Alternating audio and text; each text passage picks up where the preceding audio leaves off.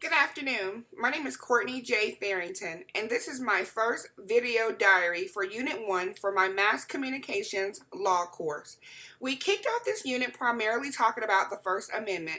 What is the First Amendment? Exactly. So often we think we may know and really have no idea. We barely scratch the surface.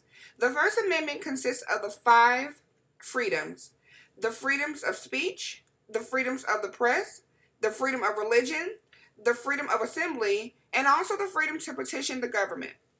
There were 6 cases in particular that we have thus far covered: Falwell versus Hustler Magazine, Campbell versus Acuff Rose Music, the 1990 case of United States versus Eichmann, NWA versus the FBI, Ice-T versus the U.S. Supreme Court, and of course Texas versus Johnson. We also talked about flag desecration, which is the burning of the flag. I would like to compare the 2 cases, Texas versus Johnson and U.S. versus Eichmann. In the case Texas versus Johnson, Dallas, Texas resident Gregory Lee Johnson took it upon himself to burn the American flag outside the 1984 Republican Convention as a political statement, all because he wanted to protest the policies of the current U.S. President Ronald Reagan, which is indeed legal. However, he was immediately arrested by Texas police. It was ruled by the Supreme Court, a 5-4 decision, that it was not indeed illegal to burn the American flag because it was Johnson's way of voicing his freedom of speech, which was unconstitutional to also arrest him. In the United States versus Eichmann, it was the second flag burning in the United States history. In 1989, Congress passed a flag protection law protecting the burning of the American flag. Eichmann and similar case Haggerty were prosecuted together, yet the U.S. Supreme Court once again overturned the decision, ruling it unconstitutional. And just recently, Colin Kaepernick, an NFL San Francisco 49ers player, opted to sit down during the national anthem and the raising of the American flag, all because he did not agree. Such act offended many masses of people and various crowds. However, it was not illegal.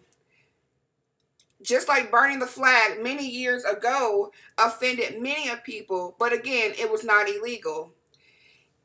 It was their right to voice their opinion and option to do of freedom of speech, which is indeed their American right as a citizen of the United States. Yes, indeed, it was frowned upon, but again, it was not illegal.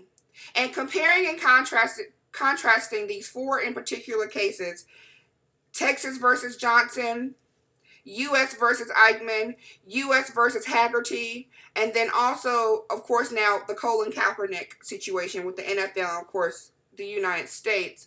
Comparing all, each individual, what they chose to opt to do was indeed their decision. No, it wasn't illegal.